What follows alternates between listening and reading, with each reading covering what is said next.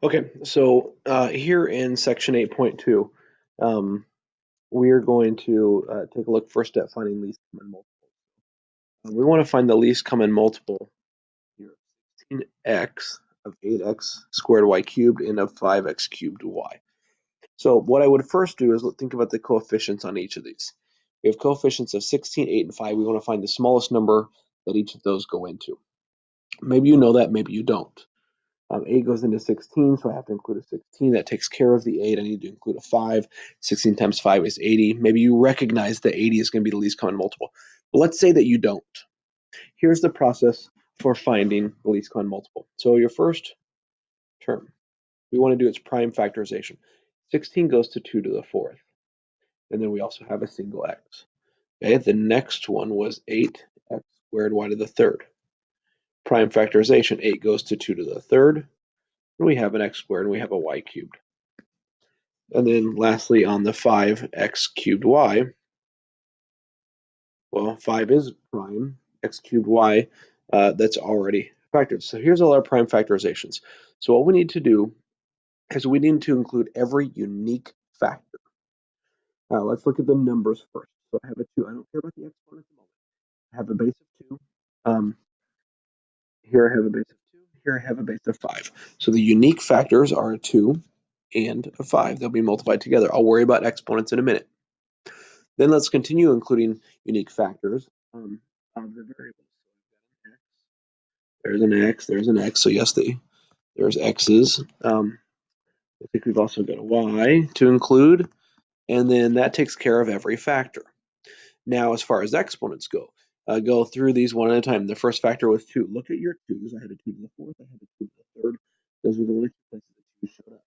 Take the one with the larger exponent. That would be 2 to the 4th. Then my next factor was 5. Look at 5. I only had a 1 to 5 in one place. It didn't have an exponent, so I don't need an exponent. X, I had an x. I had an x squared. I had an x to the 3rd. The largest one was x to the 3rd, so that's what I have to include. As for y, I had a y cubed and a y, so y cubed is the largest one. We'll go ahead and multiply this together. 2 to the 4th is 16. 16 times 5 is 80. X to the 3rd, y to the 3rd. That would be our least common multiple. If I look at this next problem, number 3. So these are algebraic expressions, binomials. This first one, I'm going to actually first go ahead and erase this off to the side to give myself some room to work on this new problem.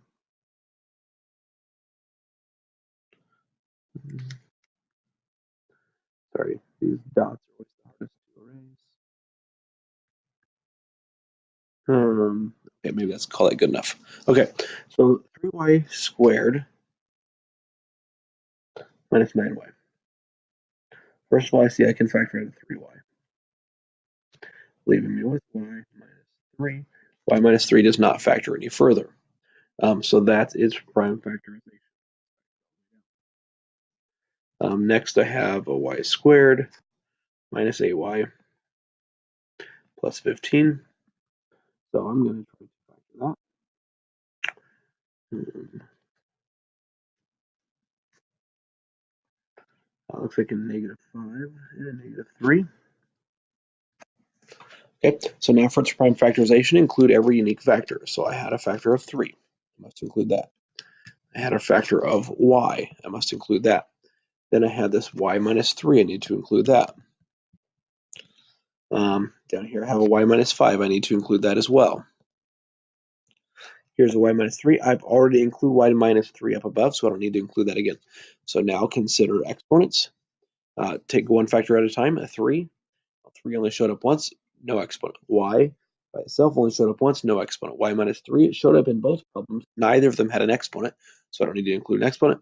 Y minus 5 didn't have an exponent, so this actually is the least common multiple. Let's go over here and see another example. We're going to do this number 4 here. So let's start with the x cubed minus 6x squared minus 16x. You see I can factor out an x from each of those first. Leave me with x squared minus 6x minus 16. I suspect that that will factor. a minus 8 and a plus 2. Okay, now next I have x squared minus 4. It goes to x plus 2x minus 2. So I would include every unique factor. So start with the first one. I have an x. I'm going to include that. I have an x minus 8. I will need to include that. X plus 2, I'll need to include that as well.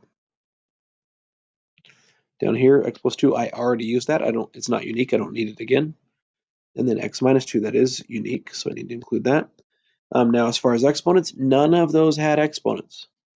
So everything happened just once in each. And so I don't need exponents, so there's my least common denominator. Okay, so that's going to be useful in adding and subtracting fractions, which will be the next video.